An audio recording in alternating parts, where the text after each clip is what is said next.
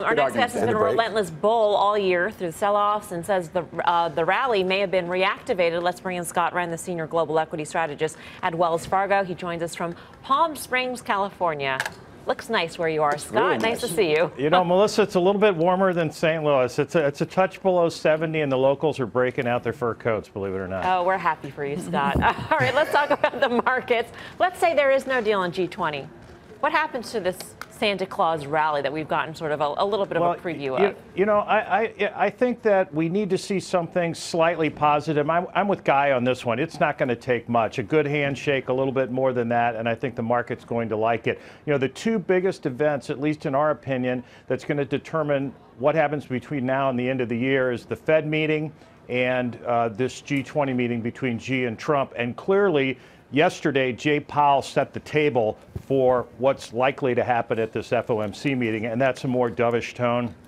That's what the market wants to see. The market clearly liked that. And I think there's a reasonably good chance that we see just a slight positive between the meeting with these two leaders.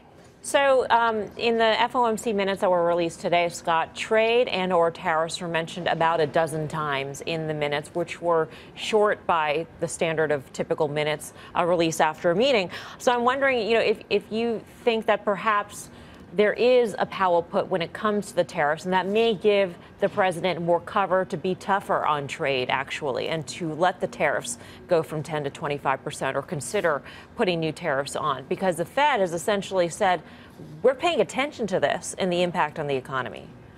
Well, I think the administration wants to see some progress here, and you know, a handshake right now is fine. You know, there's a lot of discussions going on in the background. Navarro's going to be there, and he tends to obviously be pretty tough.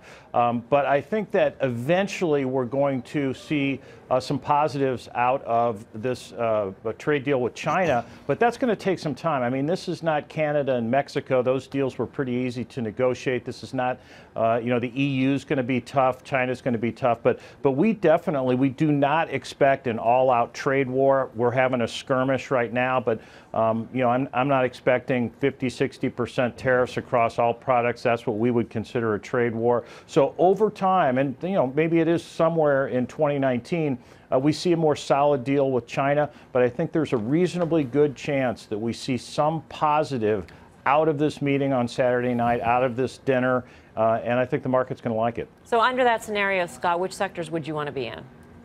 Well, for us, you know, we continue to think this expansion still has some legs. We want to be in financials, industrials, consumer discretionary, healthcare. We've liked all those for a while. We don't want our clients hiding in things like utilities and staples and things like that.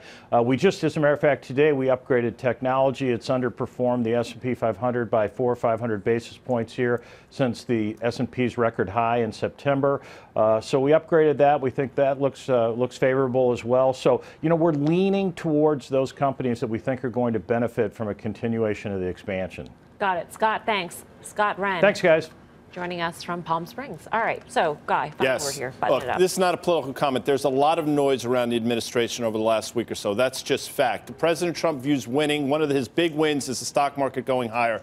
That's fact. He said it himself. So anything that he can do to make the market go higher next week in the form of a handshake without an agreement, I think he'll do, which is why I think that's why you'll see a handshake. We have something in place. Market rallies on Monday.